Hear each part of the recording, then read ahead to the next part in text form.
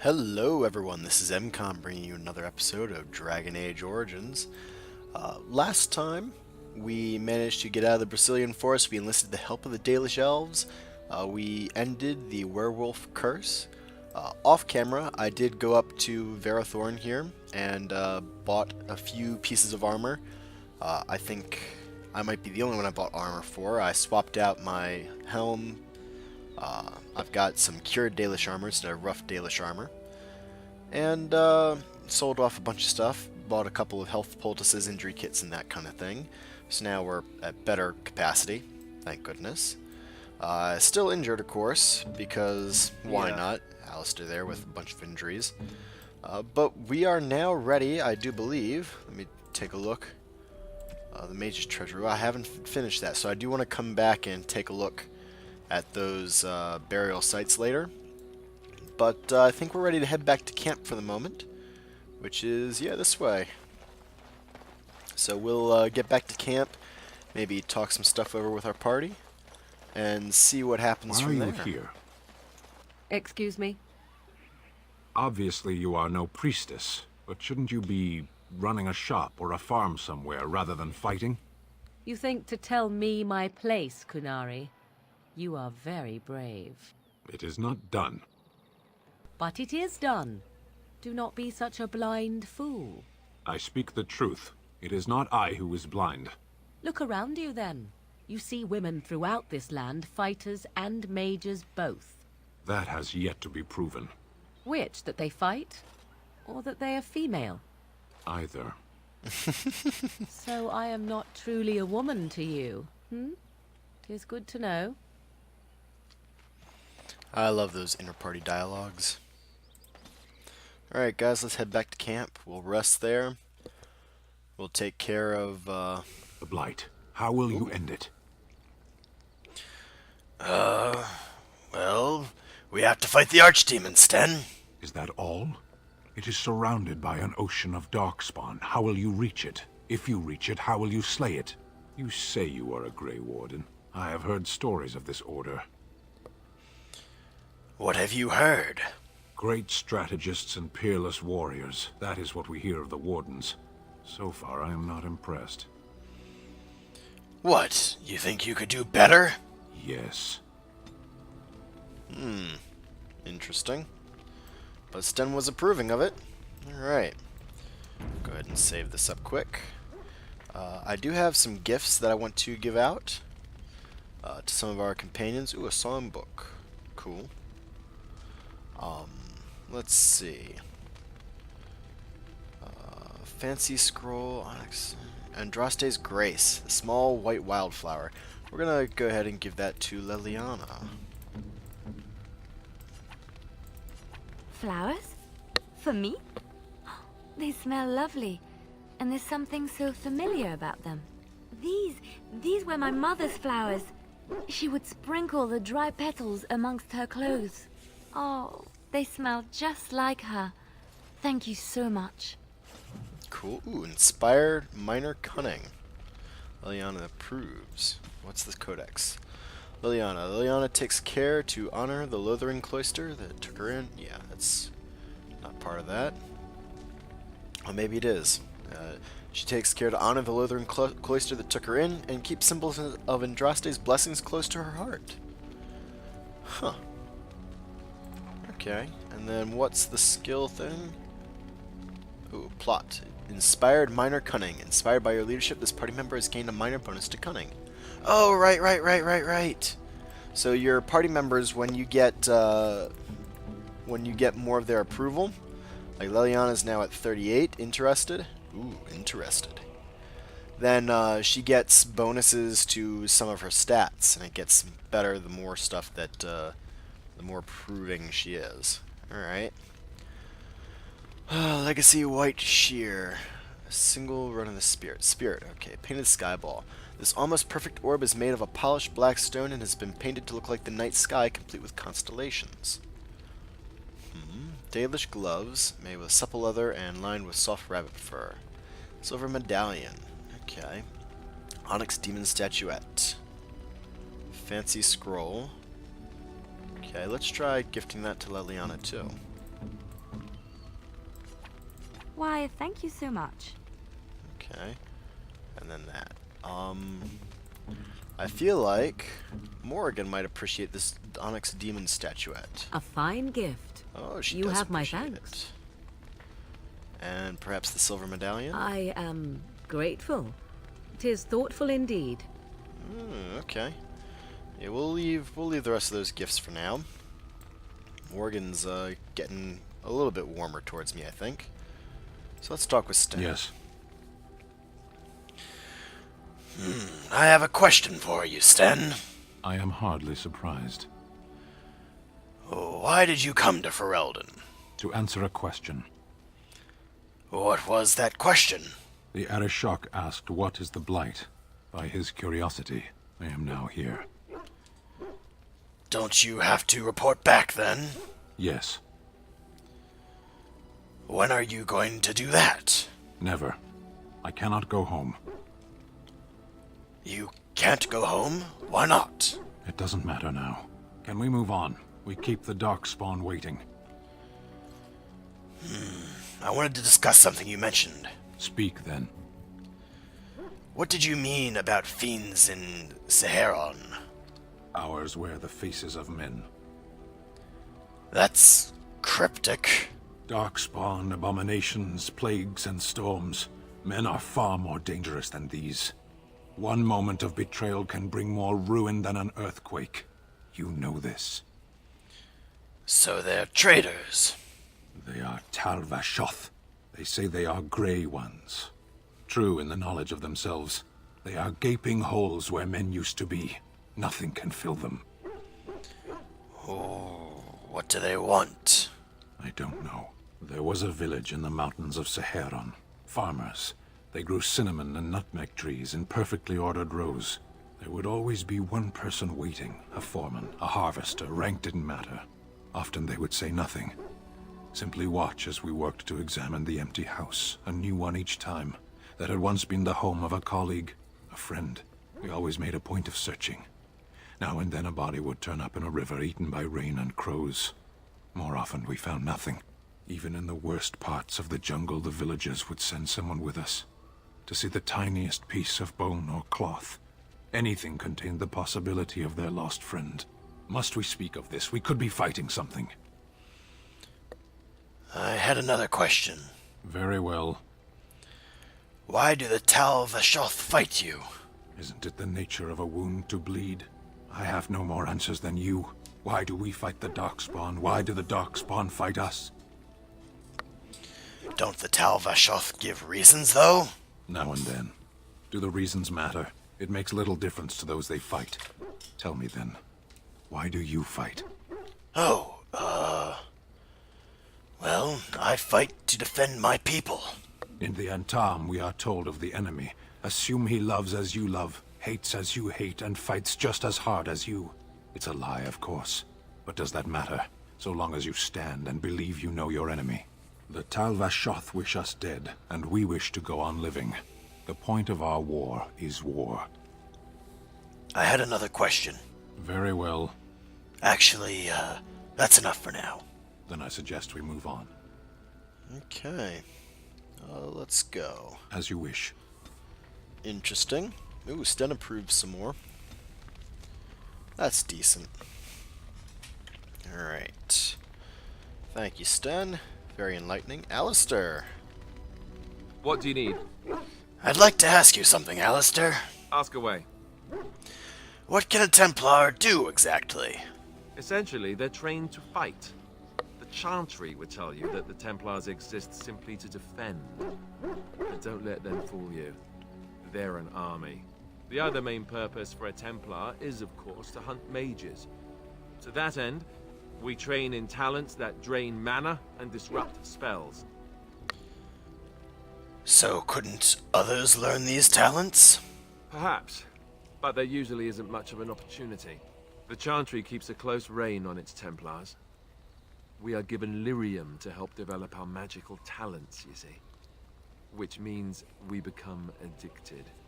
And since the Chantry controls the lyrium trade with the dwarves, well, I'm sure you can put two and two together. So you're addicted to this lyrium, is that so? Thankfully, no. You only start receiving lyrium once you've taken your vows. You don't need lyrium in order to learn the Templar talents. Lyrium just makes Templar's talents more effective. Or so I was told. Maybe it doesn't even do that. The Chantry usually doesn't let their Templars get away either, so they can spread their secrets. I'm a bit of an exception. Lucky me. Interesting. What do you need? I'd like to ask you something, again. Ask away. So you said that this Earl Eamon raised you? Oh, did I say that? I meant that dogs raised me. Giant slobbering dogs from the Anderfels. A whole pack of them, in fact. I thought you were raised by the Chantry. Oh, there you go, listening to me again. You'd think you'd have gotten past that already. I ended up in the Chantry, sure, but I didn't start there. Let's see, how do I explain this? I'm a bastard.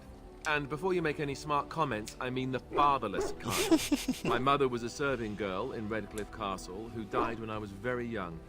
Earl Eamon wasn't my father, but he took me in anyhow and put a roof over my head. He was good to me, and he didn't have to be. I respect the man, and I don't blame him anymore for sending me off to the Chantry once I was old enough. Why did he send you off to the Chantry? Earl Eamon eventually married a young woman from Orlais, which caused all sorts of problems between him and the king because it was so soon after the war. But he loved her. Anyhow, the new Arlessa resented the rumors which pegged me as his bastard. They weren't true, but of course they existed. The Arl didn't care, but she did. So off I was packed to the nearest monastery at age 10, just as well. The Arlessa made sure the castle wasn't a home to me by that point. She despised me. Wasn't it inappropriate for the Earl to raise an orphan? Probably. It was just a kindness he did to a woman who had served him anyway. I didn't sleep on silk sheets in the keep or anything. I remember I had an amulet with Andraste's holy symbol on it. The only thing I had of my mother's. I was so furious at being sent away, I tore it off and threw it at the wall and it shattered. Stupid, stupid thing to do. The Arl came by the monastery a few times to see how I was, but I was stubborn. I hated it there, and blamed him for everything. And eventually, he just stopped coming. Are you sure that he isn't your father? Yes, I'm quite sure. At any rate, I don't look anything like him. You'll see for yourself. Not that it stopped the rumors any. All I know is that the Arl is a good man, and well loved by the people. He also was King Kaelin's uncle, so he has a personal motivation to see Loghain pay for what he did. Anyway, that's really all there is to the story. Okay. Ooh. Codex is updated. The Earl's wife, Isolde, suspected the reason her husband took an interest in the welfare of a servant's child was that Alistair was Eamon's son. She insisted that the boy be sent away to the Chantry. Okay. What do you need? I'd like to ask you something once more. Ask away. Why were you Why have you remained a Templar if you hate the Chantry, Alistair? Have you seen the uniform? It's not only stylish, but well made. I'm a sucker for good tailoring. Oh, I don't think I've ever seen you wearing it. I keep it hidden under my pillow. Sometimes I'll take it out just so I can hug it fondly and remember the good old days. Brings a tear to the eyes, you know. And what's the real reason? You don't really want to know about my being a Templar, do you? It's really quite boring. I do want to know, yes. Poke, poke, poke. Tell me everything about your life, Alistair. All right, if you insist. It's not like we have anything better to do, right? The truth of the matter is that I did hate going to the monastery. The initiates from poor families thought I put on airs, while the noble ones called me a bastard and ignored me. I felt like Earl Eamon had cast me off, unwanted, and I was determined to be bitter. But I took some solace in the training itself, I guess. I was actually quite good at it. What did you enjoy about the training? The education, mostly, but also the discipline. You need to have a disciplined mind in order to use the abilities we have. It was difficult, but rewarding. I never really felt at home anywhere, though, until I joined the Grey Wardens. And Duncan felt my Templar abilities might be useful for when we encountered Darkspawn magic, so I kept it up. What about you? Do you have anywhere you consider home? Orzammar is my home. I miss it. But it's not your home anymore, right? You can never go back for good. I think I understand how you feel. We won't always be traveling like this, you know. Once the war is over, once the Blight is... well, a time will come when we'll have to think about having a real home again. Though that seems like a far ways off. And I suppose the Grey Wardens are gone for good. Either way. They can be rebuilt. I suppose you're right. We can create new Grey Wardens, but we'll never get back those we lost. I wonder if it would ever feel the same. Anyhow, now I've sidetracked us. We'd better get back to what we're supposed to be doing right now. Cool. Alistair approves a little bit. He's warming up slowly. What do you need? I'd like to ask you something. You know, for old time's sake. Ask away. Can you teach others to be a Templar? I suppose I could, but I really would rather not. When the Grand Cleric let Duncan recruit me, she made me swear never to reveal Templar secrets outside of the Chantry. I'd rather not go back on my word. Fair enough. I'll respect your word. Ask me later, perhaps. Maybe I'll change my mind. This is not something small you're asking, after all. Okay. What do you need? Ask away. Tell me about the Grey Wardens. Such as they are. Where are the nearest Grey Wardens from here? That's a good question. There's plenty in Orlais, but who knows where they might be found. And the nearest Orlesian city is weeks away. If we go north and cross the sea, there's bound to be some in the Free Marches. Again, however, I just don't know where. I don't know anything about Grey Wardens in other lands. Is there a headquarters somewhere? Here in Ferelden, there's our compound in Denerim at the palace, but that's it. Loghain will have control over that and be watching it, no doubt. Beyond that, the only place I know of is Weishaupt Fortress. That's the headquarters of all Grey Wardens in the Anderfelds, 1,000 miles from here. But I've no idea how to even contact them. So unless we try to get back to the compound in Denerim, I suppose the answer is no. There's nowhere for us to go. So what happens now that there's just the two of us? I imagine that eventually the Grey Wardens outside of Ferelden will wonder what's happened. Why there's no contact from Duncan or someone. They'll send someone eventually. Though who knows what Loghain's people in Denerim will tell them. Maybe they won't send anyone. We could try to contact them. But that would mean leaving Ferelden, and even if we did, they couldn't come back with us in time to stop the Blight. So that means whatever happens, it's up to us. Will we need to start rebuilding the Order then? I mean, eventually we would have to use the joining to make more Grey Wardens, right? But I don't know how to do the joining, or what's involved. I know it involves lyrium and some other magic, and that it's really difficult to prepare, but that's it. Unless we can find out more about the joining, I guess we better get used to the idea that there might only be two of us for now. Until more come from elsewhere. What would happen if we just left? Just left? You mean just left Ferelden? I don't know. If there's an archdemon, however, we're supposed to be the only ones who can defeat it. And that means the Blight would grow unchecked.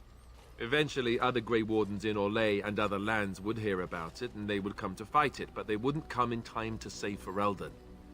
There's no way. I'm not going anywhere. I have no more questions. About the Grey Wardens, anyhow. Fair enough. What do you need? I'd like to ask you something, you know, something. Ask away. So how did you become a Grey Warden? Same way you did. You drink some blood, you choke on it, and pass out.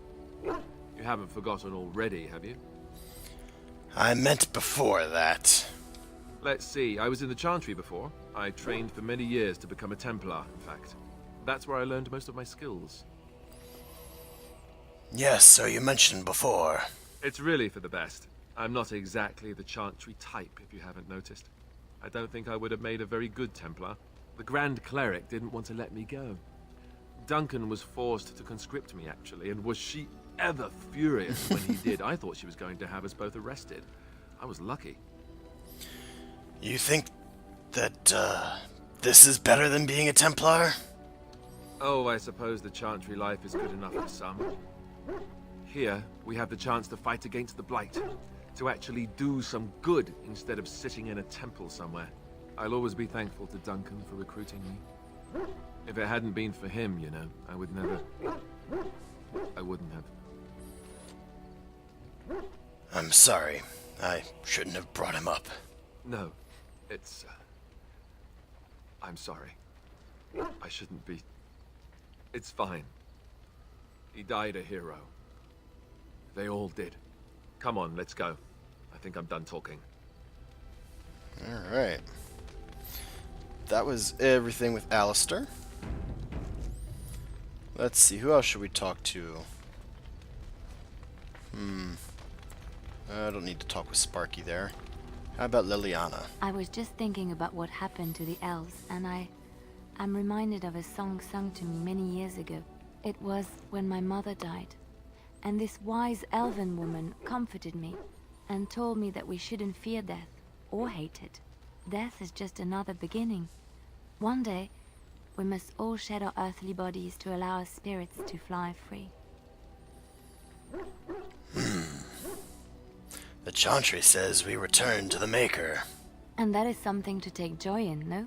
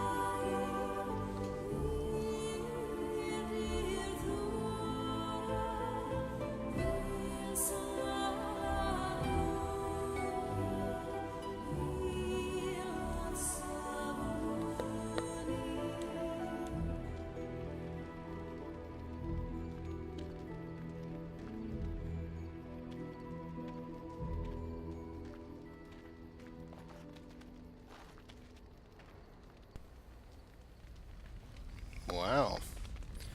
That was quite the song, Leliana. Well, guys, it's been a trip talking to some of our companions here, getting some more information. And on that wonderful series of notes, I think we'll bring this to a close. Thank you all for coming along. Have a good one. Bye all.